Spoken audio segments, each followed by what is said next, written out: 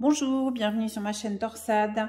Alors, je vous propose aujourd'hui un tuto qui reprend un point qui est utilisé sur un modèle Languia qui est issu du catalogue 265.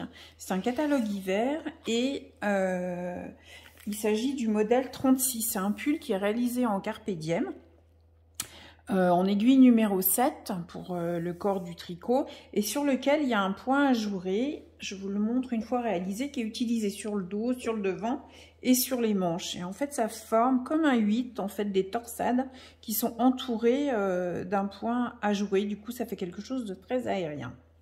Alors, voilà ce que ça donne un petit peu plus en détail le point une fois qu'il est réalisé. Voilà, vous n'avez pas besoin, vous allez voir, on n'a pas besoin d'utiliser une aiguille à torsade pour le faire. Et c'est un point qui se fait sur 4 mailles. Donc là, j'ai mis des marqueurs pour identifier les 4 mailles que je vais vous décrire dans la vidéo. Et de chaque côté, tout simplement, c'est du jersey endroit. Alors, on va démarrer tout de suite. Alors, sur le premier rang, donc là, je vais faire mon jersey endroit jusqu'au démarrage de mon point. Voilà, je passe mon curseur de l'autre côté. Alors, on va démarrer sur le premier rang.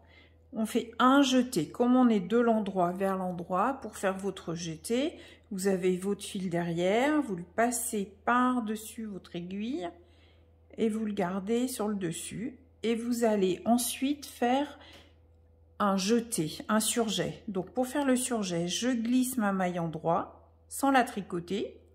Je tricote celle d'après, sachant que je viens de faire mon petit exercice du jeté. Je tricote et la maille que j'ai glissée, je la passe par-dessus. Donc je me retrouve avec donc mon marqueur, le jeté et mon surjet. Ensuite, je vais faire 2 mailles ensemble, tout simplement à l'endroit, et un jeté avant le curseur. Donc, on a toujours nos 4 mailles. Le premier jeté, le surjet, les 2 mailles ensemble et le dernier jeté. Donc, pour le dernier jeté, c'est pareil. Je passe, donc j'ai mon fil derrière puisque je tricotais à l'endroit.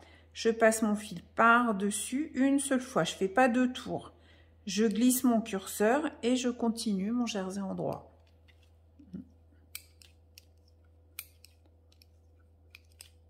Voilà, donc là, on a fait le premier rang à l'endroit. Le deuxième rang, le retour. Donc, on est sur l'envers. Donc, je tricote mon jersey envers, mon jersey endroit. Donc là, comme je suis à l'envers, je tricote mes mailles à l'envers et j'arrive à mon curseur. Donc là, sur le deuxième rang, à l'envers, je passe mon jeté, mon marqueur, je me retrouve avec un jeté, 2 mailles, un jeté. Je tricote mon premier jeté. Et ensuite, la première maille, je ne vais pas la tricoter, celle-là. On va faire comme si elle n'existait pas, mais on la garde bien sur l'aiguille. Je tricote ensuite la deuxième maille à l'envers. Donc, je la prends à l'envers, je la tricote, je sors ma boucle et je fais plus rien pour l'instant. Je la garde sur mon aiguille comme ça. Et ensuite, dans la foulée, on va tricoter la maille qu'on vient d'ignorer. C'est-à-dire la première des mailles. Je la tricote toujours à l'envers. Et je fais tout tomber. Du coup, ce qu'on vient de faire, là, c'est qu'on vient de tricoter les 2 mailles qui se présentaient après le jeté. On les a tricotées à l'envers, mais en fait, on les a croisées sans utiliser d'aiguille à torsade. Et il ne me reste plus qu'à tricoter mon jeté et je finis mon jersey envers. Donc j'ai bien toujours entre mon marqueur mes 4 mailles. Et en fait, ce qu'on a fait là, c'est qu'on a croisé les 2 mailles centrales en gardant les jetés de chaque côté. Donc vous voyez sur l'endroit, on voit bien qu'en fait on a croisé les mailles. Les 2 mailles du milieu, elles ont été croisées. Alors, je me retrouve sur le troisième rang. Donc, on est à l'endroit. Alors, j'arrive aux 4 mailles du point. Alors, là, ce qu'on va faire, c'est on va tricoter les 2 mailles qui sont devant nous ensemble. Donc, je fais 2 mailles ensemble. Je fais un jeté et un surjet. Donc, je glisse. C'est-à-dire, je la passe à droite comme si je la tricotais, mais je la tricote pas. Je la tricote, celle de la 4e, et je passe celle que j'ai glissée par-dessus. Et je repasse mon petit marqueur. Et je vais au bout du rond. Et là, vous en êtes peut-être pas rendu compte tout de suite, mais on se retrouve en fait entre nos 2 curseurs, on ne se retrouve plus qu'avec 3 mailles. Et vous verrez, c'est pour ça que sur les explications, vous avez un petit carré plein noir qui est indiqué néant. Si vous avez l'habitude des points ajourés, vous avez déjà rencontré ce cas de figure. C'est quand on a, par rapport au rang d'en dessous, on a une maille de moins liée au fait qu'on a fait des diminutions et qu'on n'a pas compensé par un jeté supplémentaire. Donc dans ce cas-là, on se retrouve à 3 mailles et pour le représenter sur votre diagramme, c'est simplement un carré noir. Ça veut dire que au lieu la 4e maille, elle est représentée dans le diagramme pour que le dessin puisse être lisible, mais en fait, elle n'existe plus. Donc, on se retrouve avec, entre nos 2 marqueurs, on se retrouve avec simplement 3 mailles.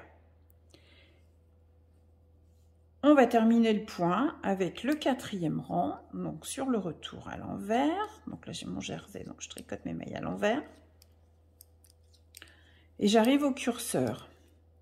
Là, je tricote ma première maille à l'envers.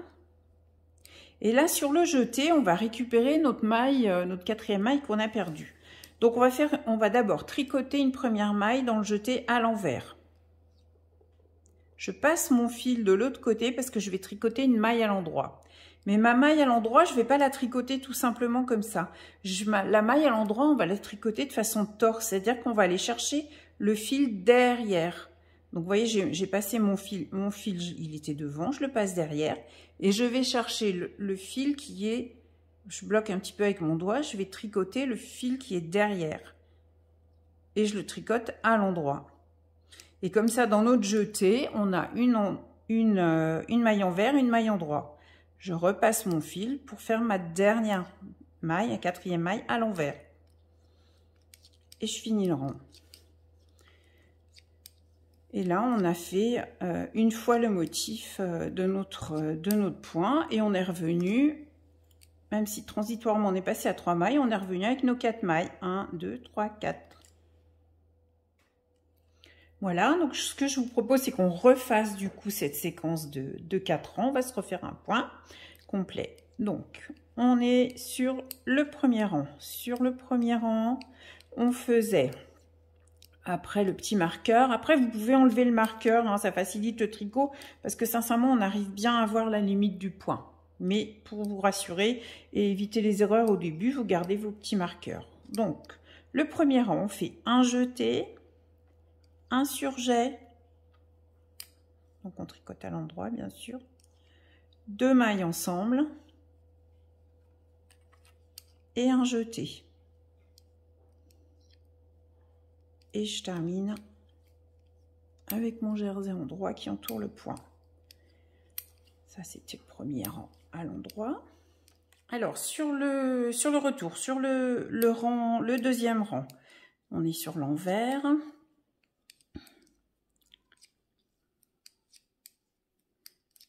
J'arrive au petit marqueur. Alors, là, on tricote le premier jeté à l'envers. Ensuite, on a la deuxième, la 3e maille. La 2e maille, je la laisse sur l'aiguille, mais je ne la tricote pas. Je vais tricoter ma 3e maille à l'envers. Et je fais juste ressortir ma boucle. Je la tiens un petit peu pour pas qu'elle me gêne avec le pouce, par exemple. Et vous allez tricoter la 2e maille à l'envers. Et je fais glisser donc les 2 mailles. Puisque la première, je l'avais gardée sur l'aiguille, enfin la 3e, je l'avais gardée sur l'aiguille, je fais tomber les 2 boucles de mon aiguille. Il me reste le dernier jeté que je tricote à l'envers.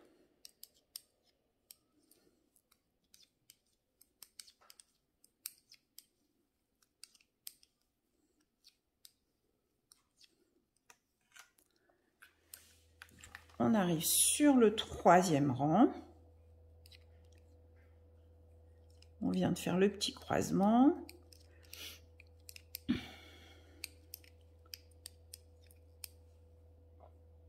Alors là, on se retrouve sur le rang avec un jeté, 2 mailles, un jeté. Je prends les 2 premières mailles ensemble à l'endroit, je les tricote ensemble. Un jeté à l'endroit, donc comme tout à l'heure, j'ai le fil derrière, je passe par-dessus l'aiguille, simplement, je tiens mon fil, et ensuite je fais un surjet. Donc je glisse la première maille à l'endroit, je tricote la suivante, je passe mon jeté. Quand vous passez votre surjet par-dessus, essayez de ne pas trop la tirer cette maille. Le minimum juste pour passer par-dessus. Et je fais un jeté. Non, je fais surtout pas de jeté, justement, puisque c'est l'étape où on se retrouve avec 3 mailles. Donc, j'ai fait 2 mailles ensemble, un jeté, un surjet.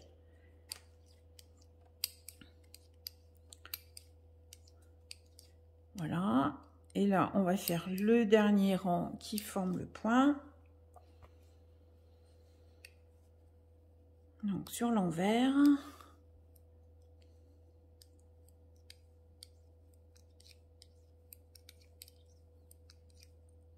Donc là, c'était l'étape où on n'avait plus que 3 mailles. Donc, je fais la première maille, je la tricote à l'envers. Dans le jeté, je vais faire 2 mailles. Donc, dans mon jeté, je fais une maille à l'envers. Et ensuite, je vais faire une maille à l'endroit torse, c'est-à-dire que je vais piquer, attraper le fil derrière l'aiguille. Vous voyez bien, je passe, au lieu de le tricoter comme ça, je vais aller chercher par en dessous le fil qui est derrière. Et je tricote à l'endroit. Et la dernière maille, je la tricote à l'envers. Et voilà, on a fait une deuxième partie du... Enfin, un deuxième point, puisque le point, il se fait sur 4 rangs. Voilà. Donc, vous voyez, ce point assez simple, et je trouve que ça fait une jolie torsade très ajourée, qui est très intéressante, aussi bien sur de la laine assez grosse, parce que là, je le tricote en 7, mais ça peut être très joli aussi pour décorer une chaussette, sur une layette, sur une couverture de bébé. Voilà, il y a plein d'autres utilisations. Je vous mets à l'écran le diagramme du point. Si vous avez envie de tricoter ce pull qui est très agréable, parce que je me le suis fait pour moi, la laine est très douce, très légère, vous trouverez le catalogue et la laine sur le site Torsade, je vous mets le lien. J'espère que ce tuto vous a plu et je vous dis à bientôt sur la chaîne Torsade. N'oubliez pas de vous abonner. À bientôt!